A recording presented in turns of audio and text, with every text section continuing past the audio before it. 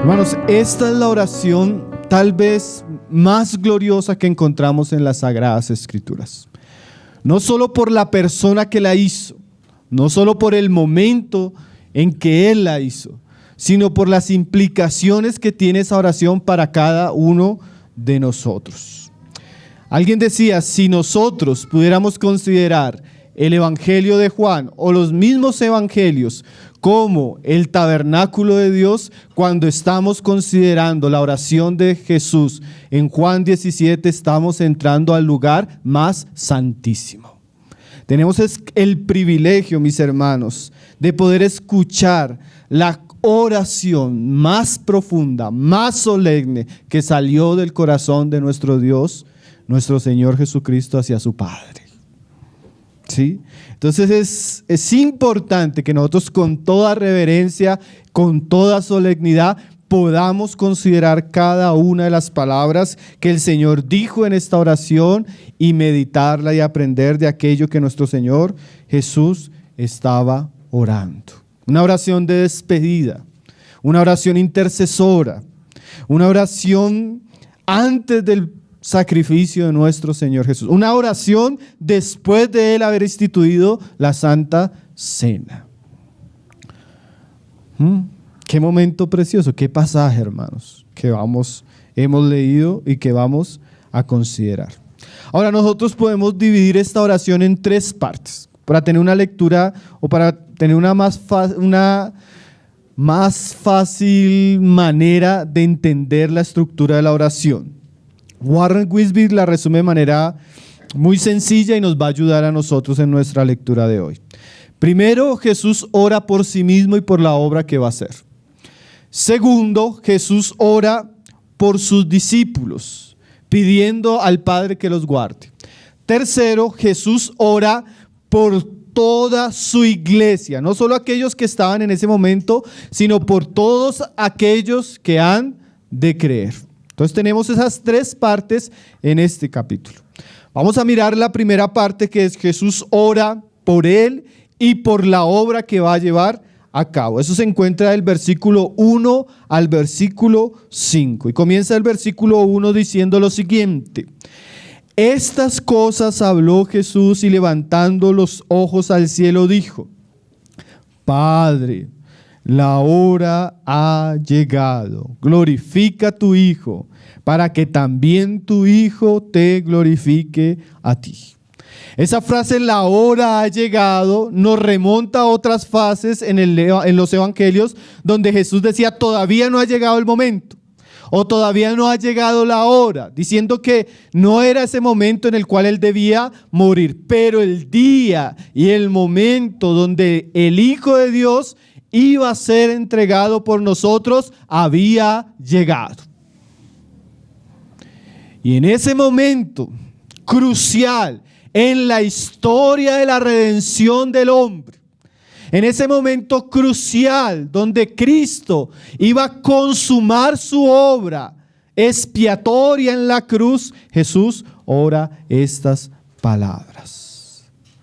Jesús está delante de la cruz. Él no llega a la cruz inadvertidamente. Él no llega a la cruz por casualidad. Era una hora planeada en la eternidad para salvación de todos los que creyeran. Qué momento único, hermanos, y qué momento particular. Había llegado la hora en que todas las promesas y profecías de Dios en cuanto a la salvación del hombre se iban a cumplir en la cruz del Calvario. Qué hora, hermano, o qué día tan importante. Si no hubiera llegado esa hora y ese día, ninguno de nosotros, hermano, estaría aquí. ¿Sí? Dice, ha llegado la hora. Dice el Hijo orando, glorifica a tu Hijo, para que también tu Hijo te glorifique a ti. Qué profunda contradicción, hermano, porque la cruz fue el momento de mayor humillación para nuestro Señor Jesucristo.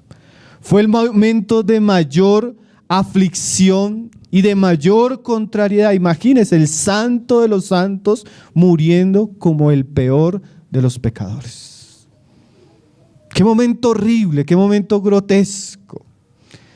Pero como decía Carson, la odiosa profanidad del Gólgota significa también la gloriosa exaltación del Hijo.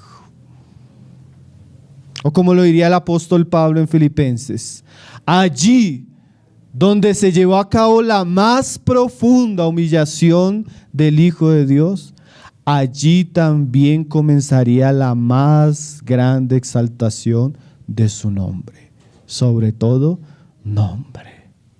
Entonces, por un lado, la cruz es el lugar donde Cristo se humilla por nosotros. Por otro lado, la cruz es el lugar donde el Padre, al resucitar a su Hijo, muestra que su Hijo es el Señor y Rey del universo. Lo exalta hasta lo sumo. Y el Hijo dice: Padre, ha llegado la hora. Claro, Él tiene en mente la cruz, pero Él sabe que después de la cruz venía la gloria. Y el Hijo dice: Padre, ha llegado la hora, glorifica a tu Hijo. Y sigue diciendo: para que también tu Hijo te glorifique a ti. O sea, la cruz tiene dos caminos. Por uno, o podríamos decir tres caminos. Por uno, Dios redime y reconcilia al hombre. Por otro, exalta al Hijo de Dios.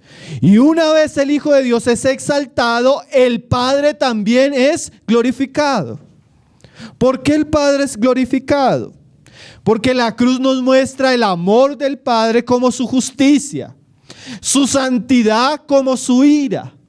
Y podemos ver al Hijo obedeciendo a su Padre, exaltando a su Padre en la cruz del Calvario. ¿Sí? El Hijo ora: Padre, ha llegado la hora. Glorifícame para que yo te pueda glorificar. Y como decíamos, esta primera parte de la oración trata con la obra que hizo Jesús. ¿Cuál es la obra que llevaba a cabo Jesús en la cruz? Dice ahí en el verso 2: como le has dado potestad sobre toda carne, para que dé vida eterna a todos los que le diste. Esa era la obra. La cruz era el instrumento para que Dios pudiera salvar a los hombres. Y en la cruz el Padre le entrega toda la autoridad al Hijo para que el Hijo pueda salvar a cualquier hombre, a toda carne que crea en Él. Entonces, la primera parte de la oración se centra en la cruz para mostrarnos la eficacia de la cruz para salvarnos a nosotros y el poder que tiene Jesús ahora para salvar. Fuera de Cristo, fuera de su obra, no hay ningún medio ni ninguna persona que nos pueda salvar. Esa es una autoridad exclusiva del Hijo de Dios. Los que procuran salvarse por sus propias obras van a fracasar. Los que procuran salvarse por su propia moralidad están descalificados por la santidad de Dios. Los que procuran otros instrumentos o hombres o santos o sacramentos o religión para salvarse delante de Dios se encuentran con un muro que es la ira de Dios. Dios solo estableció a su Hijo como el único y poderoso Salvador. Los demás caminos, aunque al hombre le parezcan caminos buenos, son caminos de muerte. Solo hay un camino, hermanos, que nos puede acercar al Padre. Solo uno recibió poder para salvarnos, y ese es Jesús. El Padre le dio potestad. ¿Para qué? Para que dé vida eterna. Ahora vamos a ver las características de esta vida eterna. Dice el verso 3: y esta es la vida eterna, que te conozcan a ti, el único Dios verdadero, y a Jesucristo a quien has enviado. O sea que esta vida que ahora el Hijo tiene la posibilidad de impartir, esa vida tiene relación al conocimiento. Ahora, claro que esta palabra conocimiento va mucho más allá de la mera aceptación de alguna información intelectual.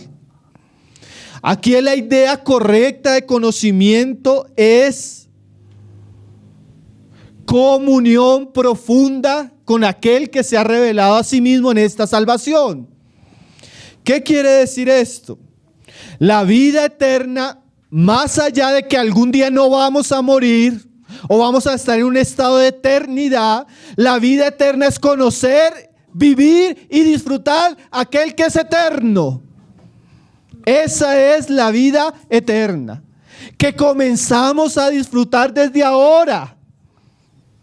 Cuando yo conozco, disfruto, vivo y palpo a ese Dios, he entrado en la vida eterna, que solo nos puede dar nuestro Señor Jesucristo. ¿Sí? En esto consiste la vida eterna.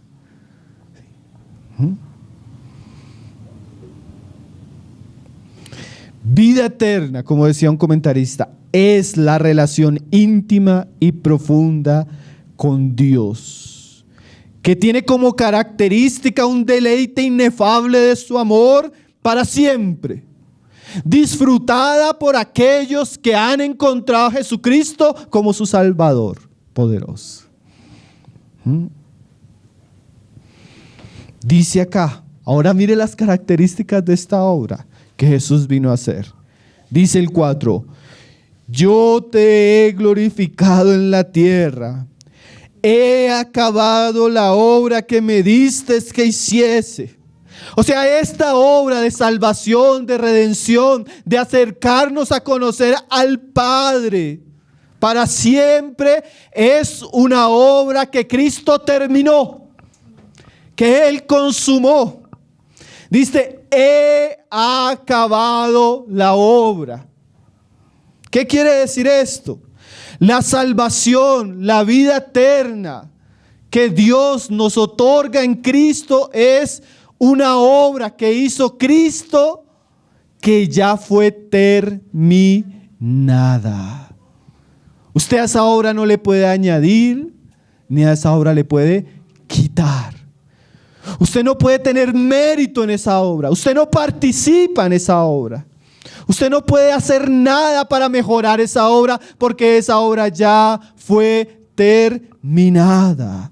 La salvación es gratuita, es por gracia, es por la fe, porque Cristo ya la obtuvo y la puede repartir gratuitamente. Él dijo en la cruz, hermanos, consumado es. Qué importante lo que Jesús dice en la oración, ¿no? Padre, me diste una obra y he acabado esa obra. ¿Sí? Ahora mire la recompensa que trae esta obra, dice el Señor ahí en el verso 5. Ahora pues, o sea, como Padre ya ha terminado esa obra.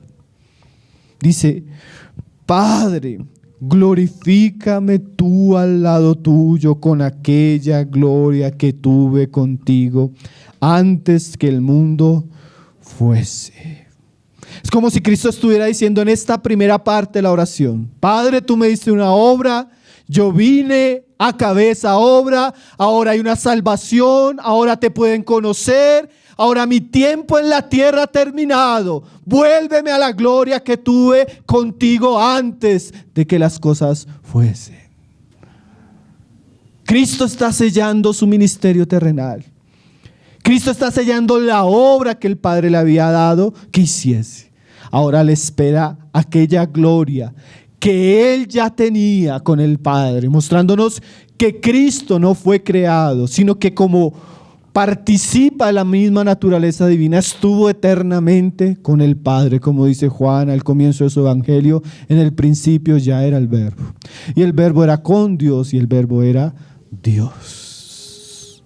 Después de la cruz para nuestro Señor Jesús venía la gloria.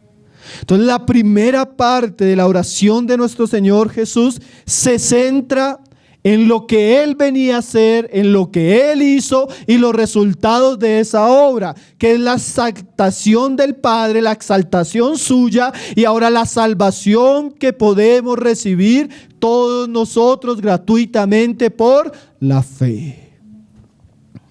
Ahora entramos a la segunda parte de la oración. La oración por aquellos discípulos que el Señor tiene delante. Y dice ahí, verso 6. Esta segunda parte de la oración va desde el 6 hasta el 19 y dice: he manifestado tu nombre a los hombres que me diste, que del mundo me diste. Tuyos eran y me los diste, y han guardado tu palabra. Ahora aquí en esta oración el Señor comienza a conversar con el Padre acerca de sus discípulos. Aquellos que Jesús dice acá que Él le dio. Y las primeras características de estos discípulos son manifestadas aquí en este pasaje. Dice Jesús, lo primero que nos dice acerca de estos discípulos es lo siguiente. Dice, he manifestado tu nombre a los hombres que del mundo me diste. Esa palabra manifestado es una forma del verbo planero que significa revelar. De alguna manera el Señor está diciendo, he dado a conocer, he revelado a estos hombres tu nombre. Quiere decir que una de las características de los discípulos de Jesús es que ellos, como ya tienen vida eterna, como lo leíamos en el verso anterior, conocen a Dios. Y esa frase, les he revelado tu nombre, como lo dice John MacArthur, dice, el concepto del nombre de Dios abarca todo lo que Él es, su carácter, naturaleza y atributos. O sea, cuando Jesús está diciendo, les he dado a conocer tu nombre, va más allá de una asignación. Los judíos discutían mucho acerca del nombre del Señor. El Señor usa el nombre Yahvé en varias ocasiones, el yo soy en el Evangelio de Juan. Pero eso va mucho más acerca de un asunto de pronunciación o un asunto de discusión, cómo se escribe el nombre, o un asunto si es Padre, sino que como dice nuestro hermano cuando él dice les he dado a conocer tu nombre, quiere decir que Él les ha dado a conocer a ellos quién realmente es Dios, su carácter, sus obras, sus mandamientos, tanto que Jesús dice en el Evangelio, el que me ha visto a mí, ha visto al Padre. Entonces, una de las características de un verdadero hijo de Dios, según lo que Jesús nos está diciendo, es que esa persona conoce a Dios a través del Hijo de Dios. ¿Sí? Es una persona que ha tenido una revelación profunda de Dios por la persona de Jesús. Eso es vida eterna. Y no solo un conocimiento intelectual, sino es un conocimiento profundo y transformador que cambia nuestras vidas, nos hace semejantes al Dios que conocemos y también nos lleva a vivir la vida que Él espera que vivamos. O sea, es un conocimiento transformador, poderoso, glorioso. Pablo dice, de gloria en gloria somos transformados a la misma imagen de nuestro Dios. Entonces la característica de estos discípulos por los cuales Jesús va a comenzar a orar, que eran personas del mundo, es que ellos pasaron de estar un tiempo sin conocer verdaderamente a Dios, ahora conocerlo. ¿Cómo? Y eso es importante porque eso le sirve a usted para examinar, ¿será que yo soy un hijo de Dios? ¿Ah? ¿Será que yo estoy incluido en estos que está orando Jesús? ¿Cómo sé si yo soy un hijo de Dios? Conozco a Dios, no solo de una manera intelectual, he tenido experiencia con ese Dios a través de Jesucristo. He conocido su carácter, su amor, sus promesas, sus mandamientos. Dice, He manifestado tu nombre a los hombres que del mundo me diste. Tuyos eran y me los diste. Y han guardado tu palabra. Que como se nos va a decir más adelante repetidas veces, estos hombres, aunque estaban en el mundo, no sabían, pero eran de Dios. Ya Dios desde antes los había conocido. Ya Dios desde antes los había predestinado. Y llegó el momento donde el Hijo de Dios los llamó. Tuyos eran. Tú ya sabías quiénes eran, Padre. Tú los conocías. Sabías que entre estos 12 había uno que era diablo. Porque tú lo conocías. No fue una sorpresa para ti, Padre. Estos que eran tuyos, tú me los diste. Todo verdadero Hijo de Dios va a ser dirigido por Dios el Padre hacia la persona de Dios el Hijo. Hermano, si usted iba en una vida, en su pecado, en su mundo, en sus cosas, y usted sintió en un momento que Dios comenzó a buscarlo y a llamarlo y a insistirle, a tal punto que llegó un momento donde usted conoció a Jesucristo, es porque usted era del Padre, predestinado eternamente y ahora salvo en Cristo. Qué precioso, hermanos. No sabíamos. Pero podríamos decir como Pablo o Jeremías, aún desde el vientre de mi madre me conociste. Sí. Tuyos eran y me los diste. Dice acá, ¿cómo sé si yo soy de esos que eran y que ahora soy de... y han guardado tu palabra? El verdadero discípulo, como leía nuestro hermano aquí antes de la cena, el verdadero discípulo es aquel no solo que dice que es cristiano. Hoy en día está de moda decir que es cristiano. El verdadero discípulo es aquel que oye la palabra del Señor, guarda la palabra del Señor y obedece la palabra del Señor. Jesús sabía cuáles eran sus discípulos. ¿Por qué? Porque sus ovejas oían su voz y les seguían. Si hay una persona que encuentra que la palabra de Dios es pesada, fría, inservible, vana, molesta, podríamos decirle que su actitud nos manifiesta claramente que no es un hijo de Dios. Porque todo verdadero discípulo de Jesús, que ha conocido a Dios a través de Jesús, lo ha hecho por medio de su palabra. ¿Cómo irán si no hay quien les predique? Es la predicación del Evangelio la que trae las personas a Cristo para que tengan vida eterna. ¿Cuál es su reacción al escuchar la palabra de Dios? Eso es una gran evidencia si usted es un hijo de Dios. O tal vez usted es un hijo del diablo.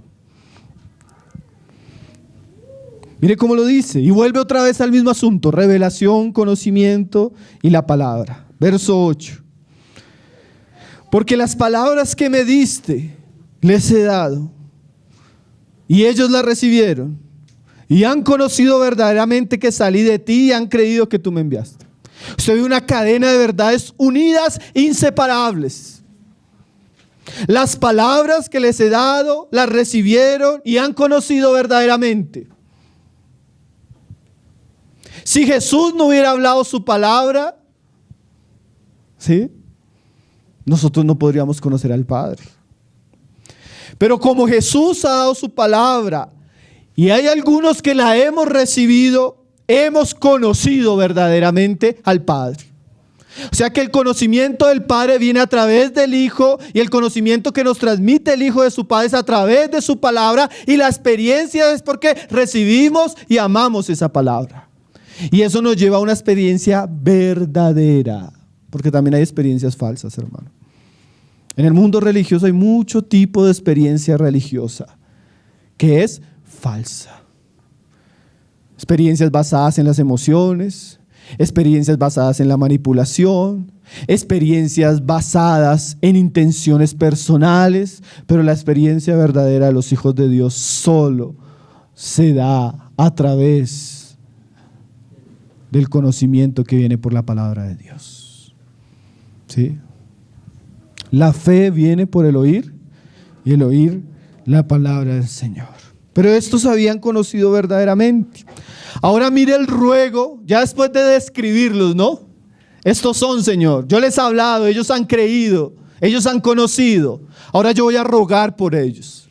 Hermano, y todos los que oramos sabemos que la oración sí puede ser una fuente de mucha satisfacción personal, pero la oración generalmente también es un conflicto. Un conflicto entre el reino de Dios y el reino de las tinieblas. O sea, aquellas cosas por las cuales va a orar Jesús como sumo sacerdote por nosotros son cosas en las cuales hay un gran conflicto espiritual. Son cosas en las que nosotros debemos saber que si nuestro Señor oraba por eso, era importante. Jesús no oró por nuestra prosperidad.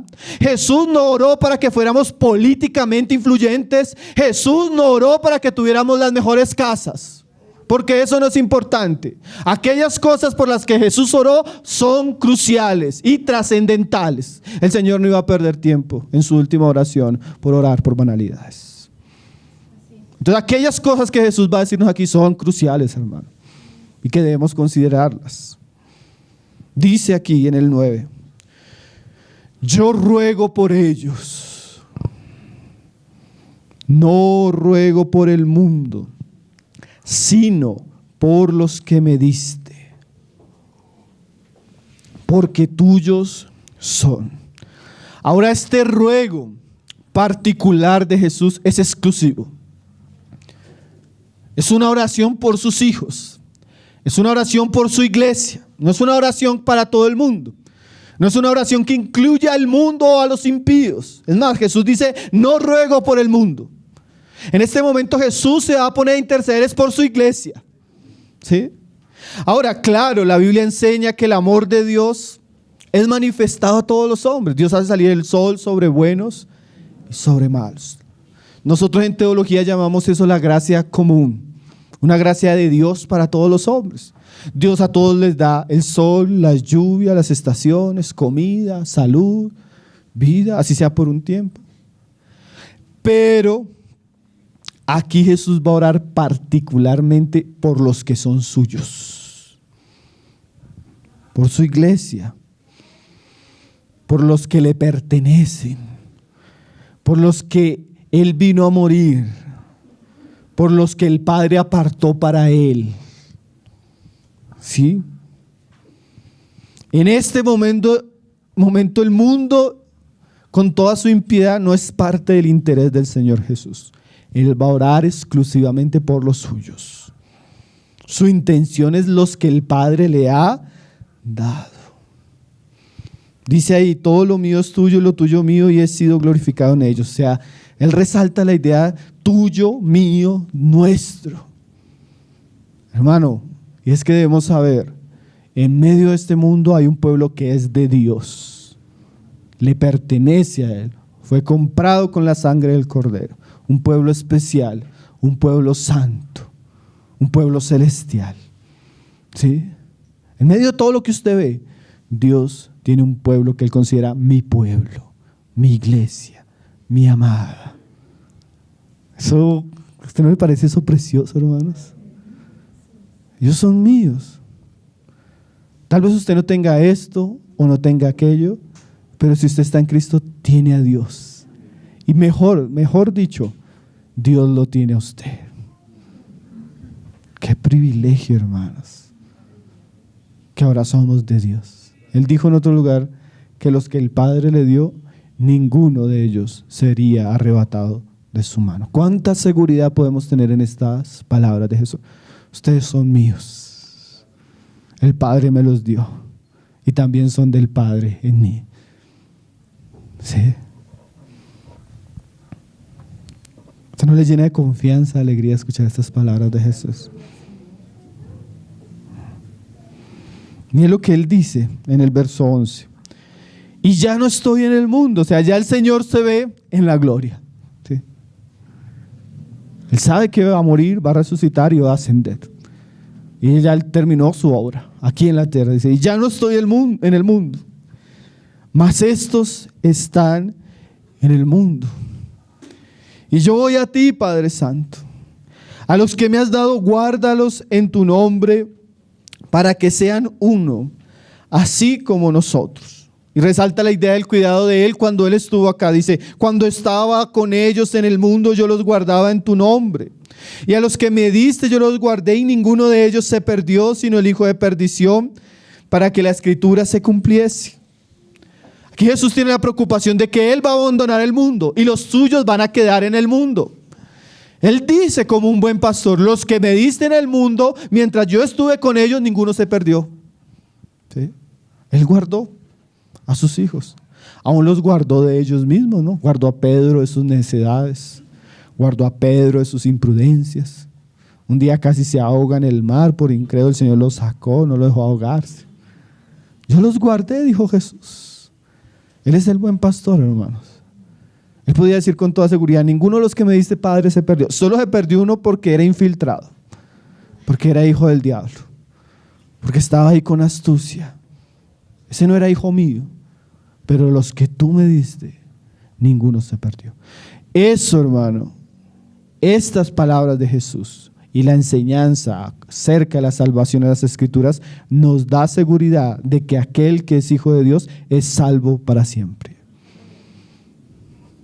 Porque es una salvación que es sostenida por la fidelidad de Dios en Cristo Jesús. ¿Sí? Ahora, Él sabe que se va y Él ora por los suyos. ¿Sí? ¿Y qué ora el Señor? Para que los guardes en tu nombre. ¿Sí? Ahora, Jesús abandona este mundo y se preocupa por los que van a quedar. Guárdalos, Padre, en tu nombre. ¿Por qué tienen que ser guardados en tu nombre? Dice el verso 14. Yo les he dado tu palabra. Esa es la característica del discípulo. Pero dice acá, y el mundo los aborreció. Y él explica por qué el mundo aborrece a los que son de Cristo. Porque no son del mundo, como tampoco yo soy del mundo. Padre, guárdalos porque ellos quedan en un mundo donde van a ser aborrecidos. Guárdalos, Padre, porque ellos quedan en un mundo donde ellos van a ser odiados. Padre, guárdalos porque así como el mundo fue conmigo, así el mundo va a ser con ellos. Dice el 15, no ruego que los quites del mundo, sino que los guardes del mal. Ahora el Señor nos muestra que no es su voluntad sacar a sus discípulos del mundo, sino su oración es que Dios los guarde del mal. Ahora, aquí la palabra mundo y separación, o los santifiques o los guardes del mal, no tiene la idea de un aspecto geográfico. O sea, Jesús no está diciendo, Señor, sácalos de Bogotá y llévalos a un lugar donde no les llegue contaminación. ¿Sí? Vayan a monasterios. Compren un lugar donde no llegue el mundo. No, esa no es la idea de Jesús. La idea de Jesús es santificarnos de la maldad y la moralidad que hay en el mundo. ¿Sí? No tiene que ver con aislamiento, hermano. ¿Sí? No tiene que ver con un lugar o un sitio. Tiene que ver con la influencia nociva y corrosiva que hay en el mundo. Es más, como hablábamos ayer en la reunión, necesitamos ser sal y luz del mundo. Entonces el Señor ruega, Señor, guárdalos, pero no los quites. Y eso es una oración importante. Nosotros debemos orar para que la iglesia, como el Señor oraba, sea santificada y guardada del mal. Pero no debemos estimular a la iglesia a salir del mundo, porque ni Cristo hizo eso con nosotros. No somos llamados a aislarnos. Somos llamados a trabajar, a estudiar, a tener contacto con el mundo, sin llegar a contaminarnos con la maldad que hay en él. El objetivo de la vida de Cristo no es huir. En un sentido somos llamados a enfrentar las luchas que hay en este mundo. ¿Sí? Como decía John Stott, hablando de este pasaje, él decía, la iglesia tiene una doble responsabilidad según la oración de Jesús. Por un lado, debe vivir en un mundo y ser testimonio de Jesús en este mundo. Y por otro lado, debe evitarse contaminar con el mundo. Muy claro lo que dice nuestro hermano, ¿no? Dios nos puso en este mundo no para que seamos como el mundo, ni nos contaminemos con los pecados del mundo. El Señor le dijo a Jeremías, que se conviertan ellos a ti y no tú a ellos.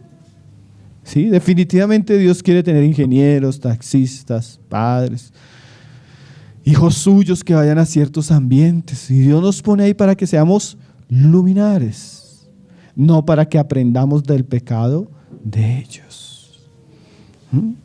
¿Por qué? Dice ahí el verso 16. No son del mundo como tampoco yo soy del mundo. Antes éramos del mundo, pero ahora somos ¿de quién? De Cristo. Ya no somos del mundo. ¿Sí? Entonces él ora, Padre, así como yo no soy del mundo, ellos tampoco son del mundo. Entonces, aunque no somos del mundo, pero continuamos en el mundo y no vamos a ser sacados inmediatamente del mundo, es porque el Señor tiene un propósito en nosotros cuando estamos en el mundo. ¿Cuál es?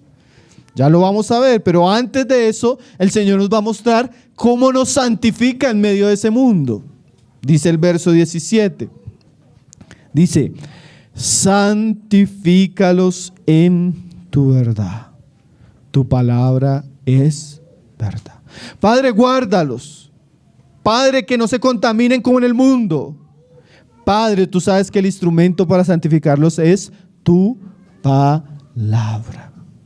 O sea, en vez de aislarlos, ¿qué deberíamos hacer para guardarnos de la contaminación del mundo? Apagar el televisor y abrir nuestras Biblias. ¿Sí? Dejar que la corriente, la filosofía y la ideología del mundo entre a nuestras mentes, contaminarnos con el pensamiento del mundo. Pero en vez de eso, nos santificamos por medio del alimento constante y la purificación que trae la palabra a nuestras mentes. Ay, hermanos, que yo quiero guardar a mi hija, a mi hijo del mundo. Hermano, encerrarlo muchas veces no es la solución. De verdad que no.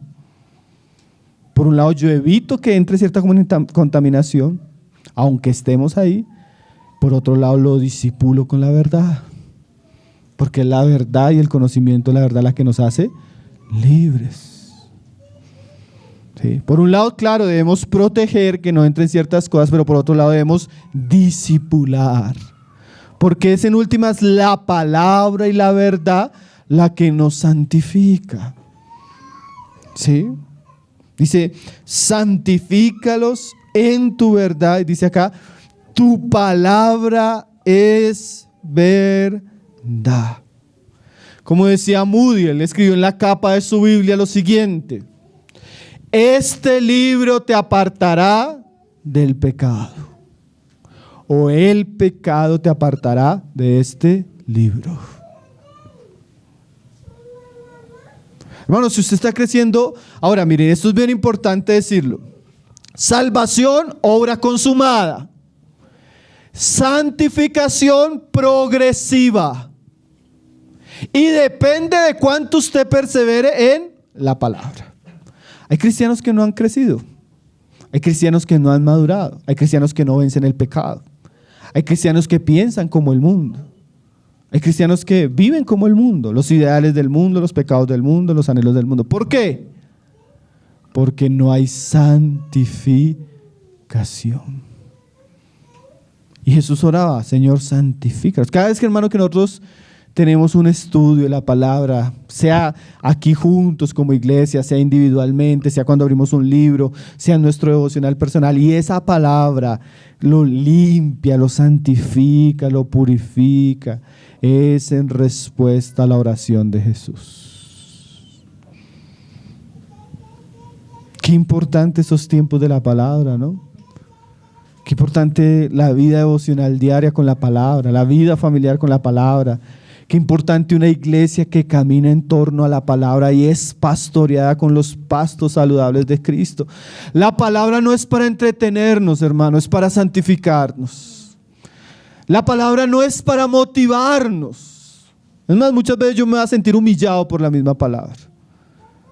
Pero esa palabra que me humilla, me purifica, me santifica, me revela a Cristo, me hace más como Él, me hace odiar el pecado.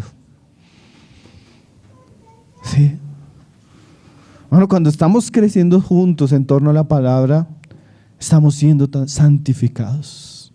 Y eso es una gran oportunidad que tenemos, ¿no? Cuánta escasez que hay de la palabra en nuestros días, tanto engaño en nuestros días, desde los mismos púlpitos.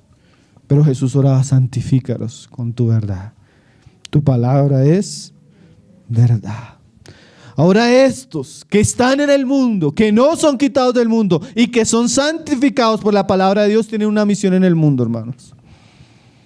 Dice ahí el verso 18: como tú me enviaste al mundo, así yo los he enviado al mundo. Ahora Jesús tiene una obra misionera para sus discípulos santificados en la palabra. Sí.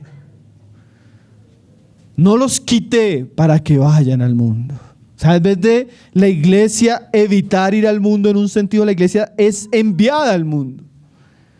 Claro, si va a una iglesia sin santidad, va a terminar siendo igual al mundo, como veíamos ayer. Pero una iglesia santificada en la verdad puede ser luz del mundo. Puede anunciar el evangelio de salvación al mundo. Puede afectar, hermano, usted puede afectar su familia, sus vecinos, sus compañeros de trabajo.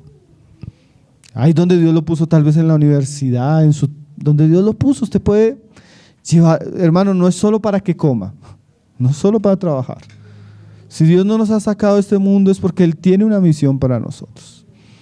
Lo otro es asuntos de viáticos y cuestiones pasajeras. Pero hay una misión que tenemos y Jesús oraba para que pudiéramos ir al mundo. Es triste cuando un cristiano se ve ahogado en el mundo, en la esclavitud, en las obligaciones, en las preocupaciones, en los afanes del mundo, y ha perdido la misión que tiene en el mundo. No pierda su misión, hermano. Dios tiene una misión para cada uno de nosotros.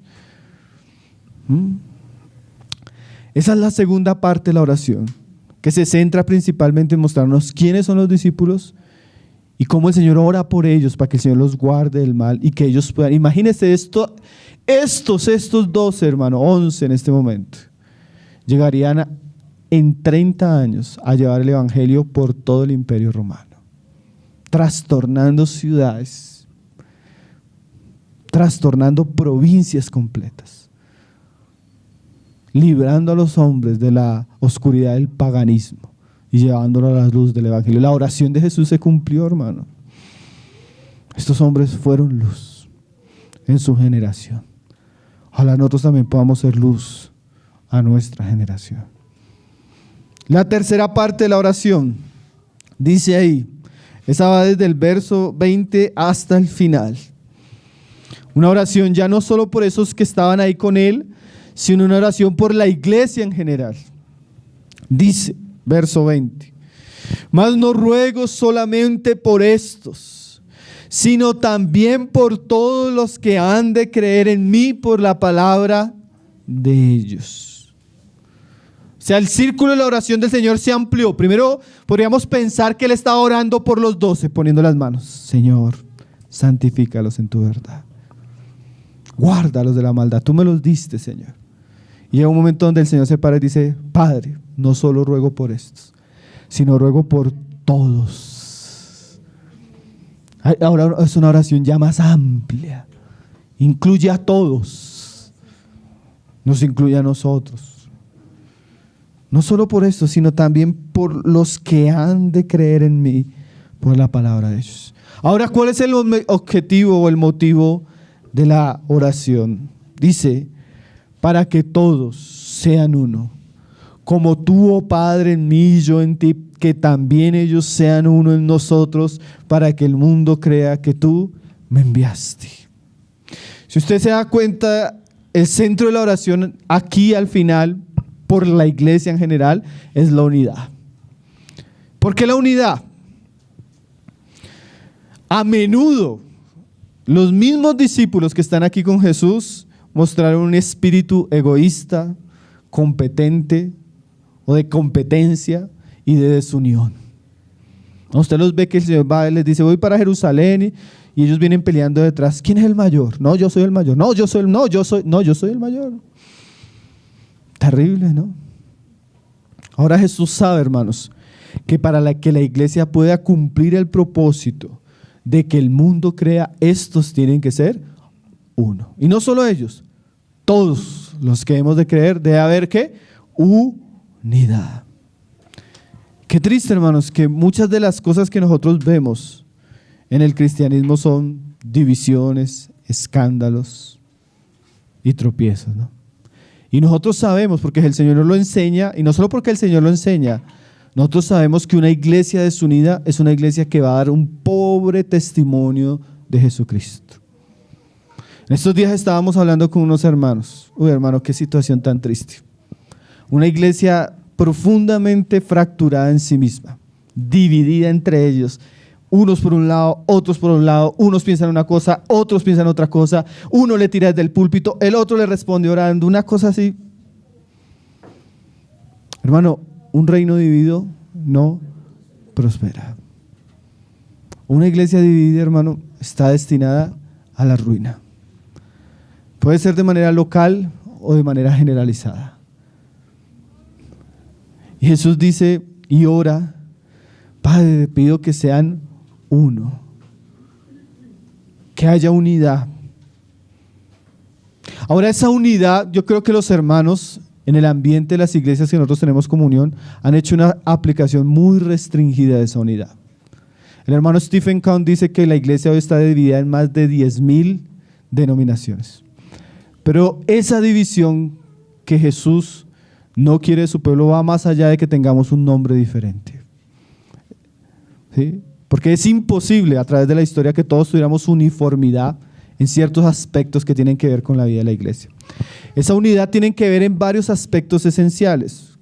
Usted puede congregarse como lo hacemos nosotros, en una iglesia que no tiene nombre, o podemos encontrar hermanos que tienen un nombre, pero hay una unidad que es mayor a la práctica, una unidad que nosotros llamamos esencial. Creemos en un solo Dios, en un solo Salvador, en un solo Evangelio y en una vida santa que corresponde a hijos de Dios. Tal vez tengamos un nombre diferente, pero si tenemos un solo Dios, un solo Evangelio, una sola palabra y un mismo vivir conforme a la palabra de Dios, somos hermanos. Yo podría decir lo que dijo Zugel, me gustó esa frase más que la del hermano Stephen Kahn. Zugel dijo un día, aunque existen miles de denominaciones, si estamos en Cristo somos uno. Tenemos una palabra, un evangelio y nos espera una sola gloria. Yo creo que Jesús oraba más para esa unidad orgánica esencial, porque en la práctica esa unidad, como decía también John Nelson Darby, puede ser una ilusión. Es imposible todos los cristianos estar todos juntos bajo solo ministerio, bajo un solo pensamiento de práctica, pero es posible tener miles de cristianos en muchos países conociendo al mismo Dios a través de Jesucristo, siguiendo la palabra y predicando con pureza el evangelio. Esa unidad es importante, hermanos. Ahora, esto no quiere decir que no vamos a llevar esto a la práctica. Cuando Jesús decía que sean uno, quería decir que puedan andar juntos, que puedan amarse, que puedan soportar. Qué triste un cristiano sin iglesia, hermano. Eso es como un jugador de fútbol sin equipo. ¿Sí? ¿Sí? Qué triste una familia sin congregarse, hermanos, cristiana. Qué triste cristianos diciendo que son cristianos y hablando del evangelio y no tienen amor suficiente para congregarse con otros cristianos, soportar a otros cristianos, amar a otros cristianos, someterse a otros cristianos. Bueno, una iglesia o cristianos divididos, alejados, aislados, nunca van a cumplir el propósito que Dios tiene para ellos en el mundo.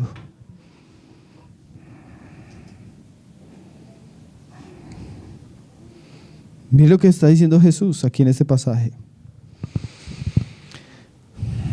Para que todos sean uno, como tú, oh Padre, en mí y yo en ti. Ahora esa unidad, hermanos, por eso les decía que esa unidad trasciende algunos aspectos prácticos y nos lleva directamente a lo orgánico. ¿Qué es lo orgánico? Dios, el Hijo, la Trinidad. Nuestra unidad está basada en Dios y en el Hijo. Y como ellos tienen relación entre ellos, así nosotros deberíamos tener relación los unos a los otros. Porque la familia trinitaria, Padre, Hijo y Espíritu Santo, nos incluyó en esa relación, hermanos. Ahora nos permite ser llamados hijos. ¿Sí? Dice,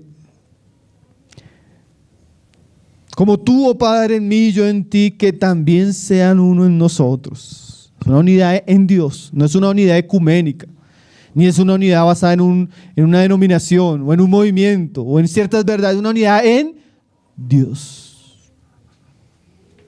Y este es el propósito de la unidad, dice acá, para que el mundo crea que tú me enviaste. O sea, el mundo va a creer en ellos si se aman. Y si ellos se aman, van a tener impacto en el mundo. Y el mundo va a creer que yo he sido enviado por ti, Padre.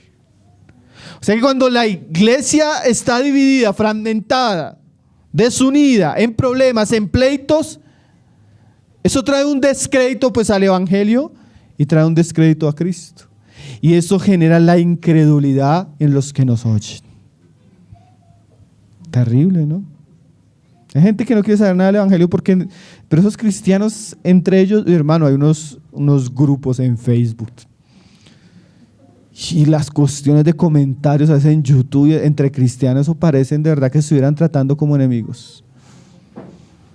Y como decía el hermano Miguel Núñez, cuando nosotros atacamos a un hermano como si fuera nuestro enemigo, hemos perdido todo tipo de discernimiento espiritual.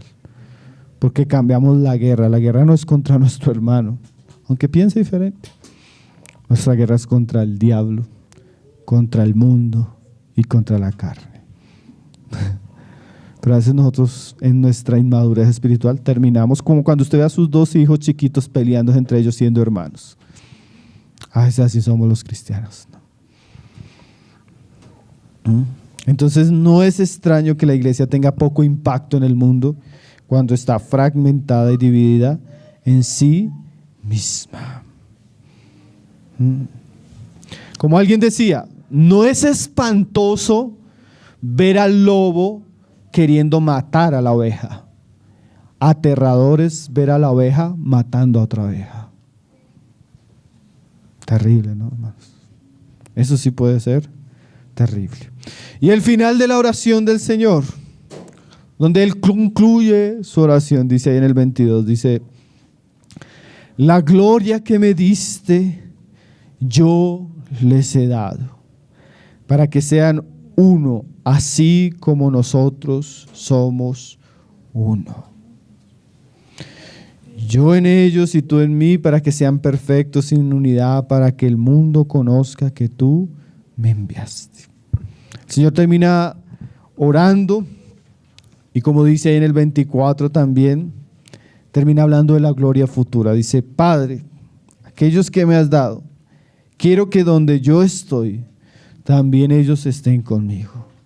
¿Para qué? Para que vean mi gloria que me has dado, porque me has amado desde antes de la fundación del mundo. O sea, la oración de nuestro Señor culmina ¿dónde? La gloria. Padre, aquella gloria que tú me has dado, yo quiero que eso sea también para ellos. Que ellos puedan estar allí que ellos puedan contemplarme en mi gloria y que ellos puedan ser coherederos de esa gloria. Hermanos, nosotros ya disfrutamos algo. La Biblia llama eso las primicias de la gloria venidera. Pero hay algo, hermano, nosotros no nos imaginamos lo que Dios le ha preparado a los que le aman. Nosotros no nos imaginamos la gloria de Dios en todo su esplendor y en toda su majestad. Y eso es lo que Jesús pidió y el Padre le concedió. Dice Pablo más adelante, si sufrimos acá, hermano, ¿vamos a qué? A reinar con Él. Vamos a ser coherederos de esa gracia, de esa gloria sublime que el Señor ha preparado para los que le aman. Entonces, mis hermanos, la oración, la parte final es que sean uno, que puedan cumplir la labor y que tú les concedas la recompensa de esa labor tan noble en la gloria conmigo. Qué oración tan preciosa, ¿no, hermanos? Qué oración para considerar. Entonces él comienza primero refiriéndose a la obra que él ya hizo, que él consumó. Después, algunas necesidades que van a tener sus discípulos. Y después, asuntos que tienen que ver con su iglesia de manera general. El Señor nos ayude a considerar esta oración, mis hermanos. Considerar a Cristo orando. Alguien decía, yo quisiera escuchar a Jesús predicando. Y Andrew Murray decía, yo preferiría pasar 1000 horas escuchándolo orar. El Señor nos abre el corazón del Señor. El Señor nos abre las preocupaciones de nuestro Señor, sus anhelos y sus más grandes deseos en esta oración. Que podamos meditar en los asuntos que vimos hoy, mis hermanos. Padre, te damos gracias, Señor, porque definitivamente es esa obra que tu Hijo culminó, Señor, la cual nos ha dado vida eterna, Señor. También por esa vida eterna ahora somos tuyos, ya no somos de este mundo, Señor. Aunque como tu Hijo oraba, Padre, oramos para ser santificados y guardados del mal, Señor. Guárdanos, Señor. Guárdanos de la maldad de nuestra generación. Guárdanos de los pecados de nuestra generación, Señor. Guárdanos del espíritu de esta época, Señor. Santifícanos en tu verdad, concédenos ser cristianos santos, Señor, apartados, que te conozcamos, Señor. También oramos, Señor, para que tú nos des unidad, Señor. Esa unidad que disfrutas con el Padre, Señor.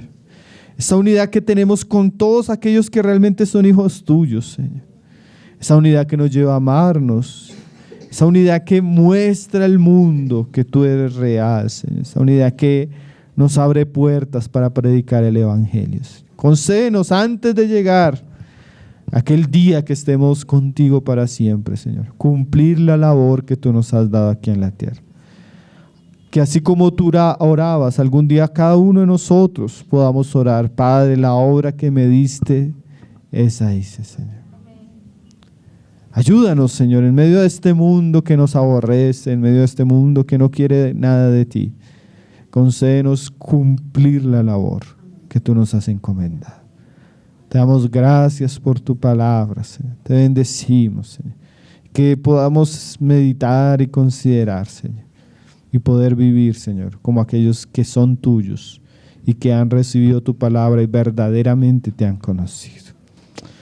Pedimos en el nombre de tu Hijo Jesús, Señor. Amén.